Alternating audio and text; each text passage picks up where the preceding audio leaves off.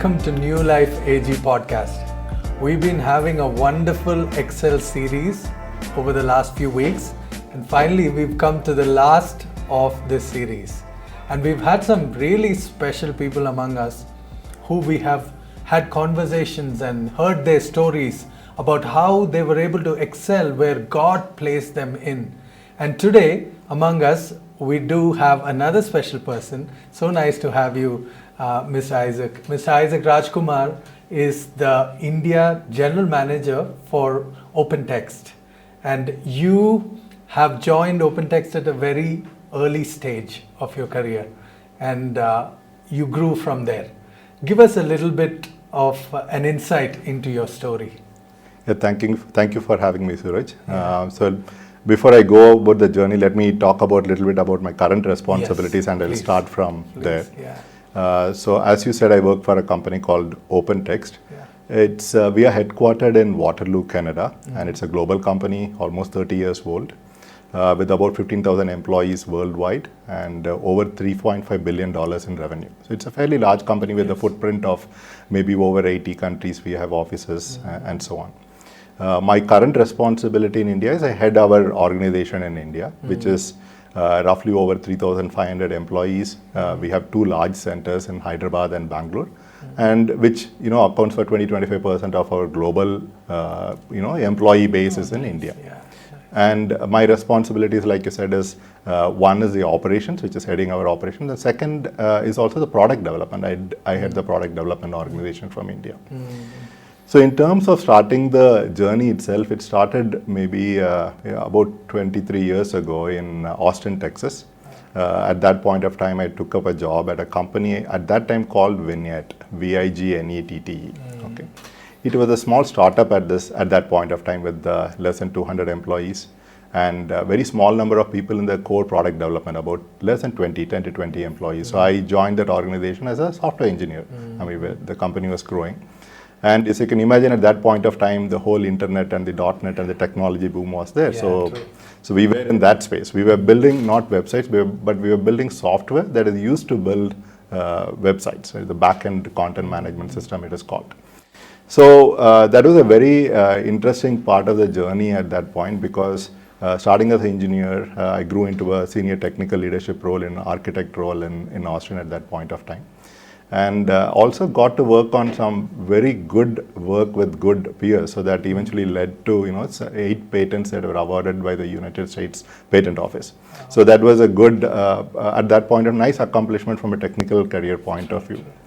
But then, interestingly, around late 2004, early 2005, this opportunity came about in terms of starting an operation in India. We did not have any presence in India, and we wanted to grow in India. So I got this assignment to go get started, right? So I was employee number one in the India context of Vignette when we started in 2005 timeframe. So that is when my wife Hepzibah, me, and my sons Nishant and Sumant. So we all moved here. They were 1 and 4 years old at that point of time. Both of them were born in Austin. So we moved here. So the journey since then has been up to what has led in terms of my role, it is the same, heading operations in India. But at that point of time, it was one employee and employee number one. Today, it has grown to a much larger responsibility. So along the way, what happened in 2009, we were acquired by a company called OpenText. That is how today it is OpenText. OpenText, all right. And OpenText didn't have any Indian operation at that time. So the acquired entity became OpenText in 2009. So again, at that point, we were again little less than 200 people in India, but then a lot of growth happened as the company continued to do well and grow. So that's where we are. And also the good part is, because of our growth, we got recognized at both in Hyderabad and in Bangalore. We have received awards from the STPI for our growth, in Bangalore for our growth, and also for our diversity. So all around, when I look back, the journey has had two parts. One is a technical career, one is management career. So looking back, this has been my journey, to summarize. In my conversation with you, I've noticed a passion where you have a heart to let people build their career. Right. That's a word you've used, right, when we were talking. Right. How does one build their career? What would you suggest? So there is a subtle difference between a job and a career. They're not separate things, but when you think about a job, it is usually about certain responsibilities you are fulfilling, which is, here is the set of things you're supposed to do, and then you get a reward for it. Career is about, over a period of time, maybe 10, 20, 30 years, are you able to make more and more impactful contributions and more impactful responsibilities in whatever your chosen profession is, right? So career is about that. So the question is about how do you really marry these two so that you continue to have a fulfilling contribution and impact in whatever field and the profession you are in. Obviously, you can do it two ways, right? So one is you can be in a current job, look for another opportunity where you get increased responsibilities, maybe some other growth and so on. That is, that is a typical way of doing things. Nothing right or wrong about it. That is one way of doing it. But then staying in a company has its own advantages, right? So I will give my example as such. I had never been to Hyderabad before this assignment came up. Okay. Hepzibah has not been, and we did not have any social network, nothing. Yeah. So it so happened in 2004, our company had centers in Waltham and San Francisco. We decided to consolidate that in Austin, and we decided to set up a new operation in Hyderabad in partnership with a vendor here.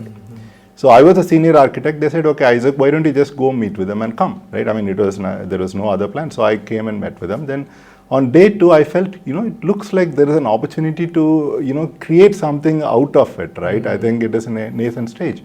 So I talked to my wife and said, okay, shall I go ahead and ask whether there is a role here? Because there was no role created. They were not interviewing anybody. Sure. So Hepzibah was supportive of that. So then I talked to my boss at that time. Looks like I can be more impactful here in terms of my contributions and creating more value to the company versus, sitting in Austin, continuing in my technical role. Yeah. So in a day, he came back and said, yes, right? And they made an announcement. So this is for a job that did not have a job description. They were not interviewing anybody. It didn't even exist, right? And in terms of my qualification for that job, I had never managed teams. I had not worked in India for 12, 13 years. I worked initially for 2 years in Delhi. Yeah. No management experience, no India operations experience, no, really there is not much of any ability in terms of proven record to do any of this. But still, I got an opportunity to do this. So when I think about this, right, these sort of opportunities do not come in another company, right? For example, if I try to apply for this job in anywhere else, they will look at my resume. It will be eliminated, right? Yeah, people would not even look at it. True. So the difference is there are such big impactful opportunities that are possible in a current company because people value whatever you did in the past and they might give you something that you have never done before, right? Yeah, but you cannot get that in a new organization. So this is where I feel, one has to, consider this aspect of it very well before people think about, maybe I take up a different job. Maybe in the current job company itself, you might find something that is a lot more different and value adding. True, right? True.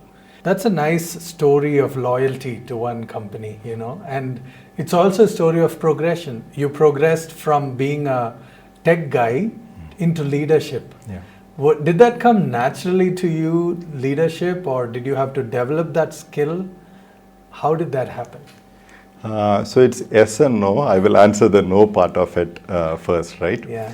When you are a leader, there is also a lot of competencies that are required in what you are leading, right? So in terms of that, obviously I was not prepared for a role like this where to have the raw competencies in terms of setting up an organization, getting payroll done, getting finance organization set up, getting HR set up, facilities, security, all of these things, right? Obviously there is a lot to learn even on the people front, how do you provide feedback? How do you manage performance? How do you manage compensation? How do you retain people? So there is a lot of things to learn in terms of core competencies, right? So in that way, is anybody at all prepared in dealing with any new assignment? The answer is no, right? I think we all have to learn along the way and I continue to learn. But then what is the yes part of it is, I think in my view, the most important thing is about, is there a clarity of vision, right? I mean, so I think at least when I think about this assignment, I had a clarity of, I really want to be a part of creating an organization that drives a lot of innovation and contributing to the company's success. That is one part of it.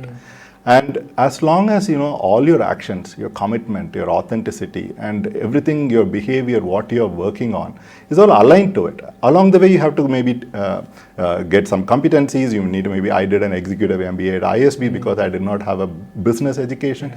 You do a lot of things. So in the end, what you see is people are really looking for that aspect, right? I think whether the person has a clarity of thought, clarity of vision, and do people feel, yes, that vision is something they can align with, and also is a person also, really committed to that vision, right? Once that part is established, I think the leading part, you don't have to explicitly go ahead and say, I'm going to lead you all into something. You have something, and then people have the ability and willingness. They also have the same mission. I think people are there with you. So I think that has been my thinking about, leadership. I think everything else, I would look at more of management skills or other skills or competencies you need to develop. But I think being in a leadership role where one doesn't have a vision but has a position, and you want to do something because of the position, but not having a vision and 100% commitment to it, then I think everything else kind of unravels, doesn't work out that well. Right? I think you said it right. I mean, if you have a vision and if your direction is right and you're giving 100%, people will automatically, follow you and will respect you. Right. One of the things I'm sure you are doing as a leader is mentoring people, right? Other leaders, right. Because that's one of the core competencies of a good leader. Right. What do you look in people when you pick people up in leadership positions? What are the qualities you look for? Sure. So, if you can think about our organization from the time we started, today at that point of view is small. So today we have almost 250 people in people leadership roles, right? Because we have a 3,000 people organization, so you have roughly, 1:10, 1:15 people are leaders. So obviously, when you're trying to fill a position, initially I did not have the right perspective on what are the to even be able to answer such a question. What are the 2-3 things that come? Because you're looking at skills, can this person do? But subconsciously something else is going on that you're making a decision on people in a role. Yes. But when a few years ago, when I reflected on it, right, I think there are probably 3 things that I see as, common denominators, right? So one I see as energy, right? Meaning you should have the energy, right? I mean, if the energy level is not there, how are you going to lead an organization or people, right? So that is one thing I felt. Second, there has to be an element of obviously intelligence, right? In the context of that job function, it is not about, IQ, but in the context of the job, there needs to be intelligence, maybe aptitude, maybe emotional intelligence. There has to be intelligence.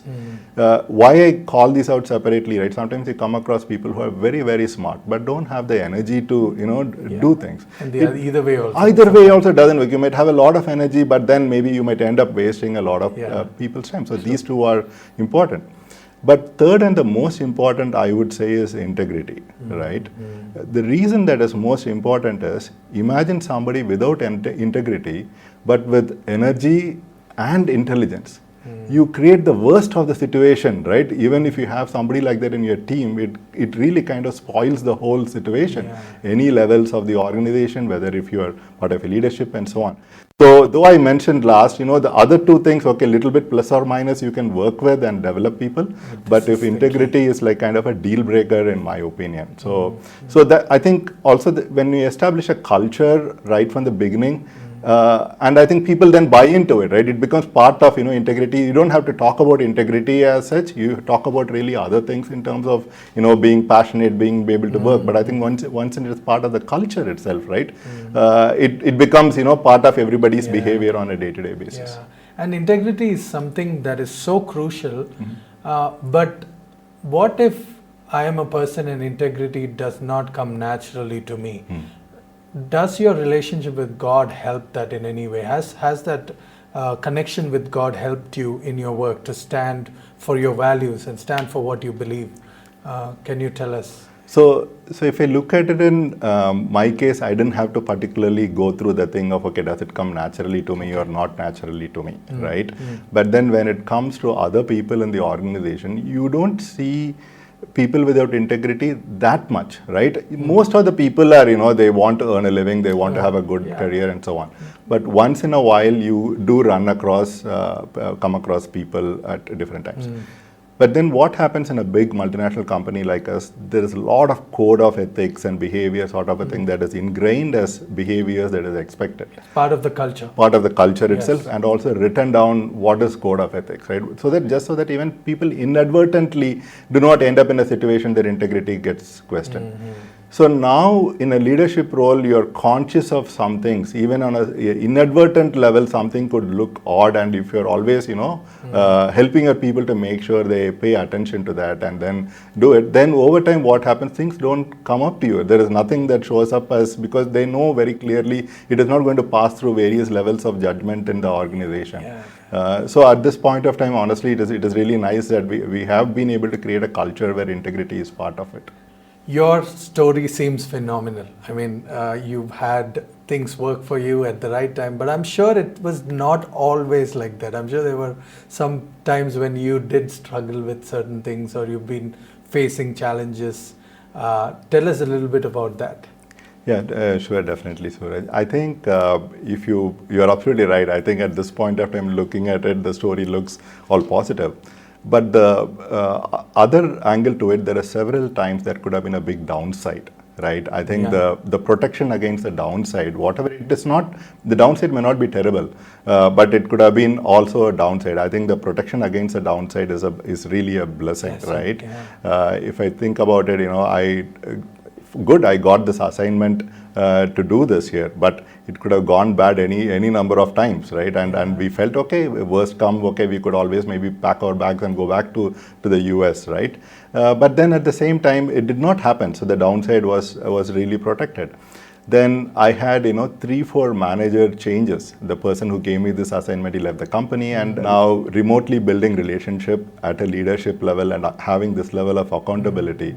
If they had not, it had not ended up in a situation where they were also kind of aligned and supported, right? The downside would have again be you don't get to complete the story, at least to this extent, right? Absolutely. The third thing I would think of is when we were acquired by OpenText in 2009. Yeah, that could be right? Now, if you think about many times an acquisition of a technology company in India, many times they would have an operation in India already. True. So it would have either created an awkward situation for me. If they had a head in India, then the senior person or whoever stays or the familiar person stays. It could have become a downside. Or they might have said, okay, we don't have any commitment to India or commitment to you, or we don't like you, we will change somebody, we will do something. So the part here is, when I think about even my career throughout and all of these points, there were inflection points which could have become a big downside, right? True. This is on the professional side. Even on the personal side, having 2 small kids when we moved here at a place where we were really not familiar with, new place, and we went through some real estate challenges at early stages, which we came out of, fortunately. And obviously to remain healthy enough to be able to do it, and then at the end feel our kids have been able to also start and finish in the same school until 12th standard and go back and have a college admission. So when you look at it, there could have been downsides at any number of places, right? Which is really, it is no credit to anything that I have done or my family. It is all a blessing that we received at. Yeah, beautiful. The one thing I want to ask also is, I know you value family a lot, and work is important too. How do you balance those? I mean, either of them, and also your commitment to the church and to the Lord. How do you handle that? As this is a personal question, because I am somebody who does that as well. So I want to find out how you handle that. So for me, a lot of balance comes from my wife, Hepzibah. So if you really think about it, in the US, she also finished her master's in computer science. She was working. And after both of her kids, when we moved to India, we made a decision. It doesn't work for both of us to work in a technology industry from India. It doesn't work. So she took a break, which turned out to be, almost like a 18-year break at this point. It was not intended to be this long. I don't think she expected it to be that long. So I think I'll have to respect that. She took that responsibility on. Sometimes that is not always credited enough, right? I think clearly. So I would have to really say that the balance and everything comes from her. She handles that front for you, and that way you're released to spend more time in work. This is the last of the Excel series. And in every one of the podcasts, we've asked this question throughout, is if there is somebody who's looking up to you and aspiring to be what God wants them to be, to excel where they are placed in, what would your advice to them be? So the small term I would say is ownership mindset. I will explain what this means, right? Yeah. If you take an example of somebody who is running their own business or a technology startup, 90% of them fail. Right, 90% of them fail. So the bar is very high. You need to be on the top 10th percentile for you to be successful, right? Now, if you look at a corporate job, the lower 5% or the 10% is seen as underperforming typically, right? It is somewhere in the single digits. So the pass mark is, you are, as long as you are not in the bottom 10th percentile, you are okay, right? Yeah. So at one end, as an owner of a business or something, you have to be in the 90th percentile. Here, as long as you are not in the bottom 10%, you are okay. But in terms of the people in an organization or a big corporate also, the potential and the capabilities are as much as, it is not like somebody is starting up. It is not like, the capability is not there. Yeah. So the question is, okay, how do you really create a level of performance culture amongst oneself to say, okay, even in this environment, I can really create a performance from myself, which is at a 90th percentile, right? So it goes beyond, if you are a owner of a business, you don't think what is my role and responsibility. Am I supposed to do this or not? You think, okay, I have to do this, right? You don't have something. You just own it. Yeah, you just own it, right? Yeah. Or you don't think, what is my work-life balance, right? It is after 6 o'clock, do I have to attend to it? It is not that you're working 24 hours a day, but there is an ownership mindset. Correct. So in a corporate world, what happens is, yes, there are roles and responsibilities, but there are a lot of areas that are not clearly articulated as roles and responsibilities for the taking. People can go and do that in the interest of ownership of the job, of the company, and whatever they want to achieve. So I would really advise people, whether you are, even if you are in a corporate environment, think and bring that ownership mindset and try to bring a 90th percentile performance in that. Right? And over time you do that, I think that adds on to, you end up doing more, you're learning more, you build more credibility, you gain more experience, and it really serves you well for the very long term. Thank you for spending this time with us and sharing your story. I am sure it's going to be a blessing to many of those who are listening and watching. We have come to the end of the Excel series, and we've had some phenomenal stories, phenomenal conversations, and I believe that it has been a blessing to you. Thank you for logging in today. We will continue with a new series from the next podcast. Thank you for watching and listening. God bless you.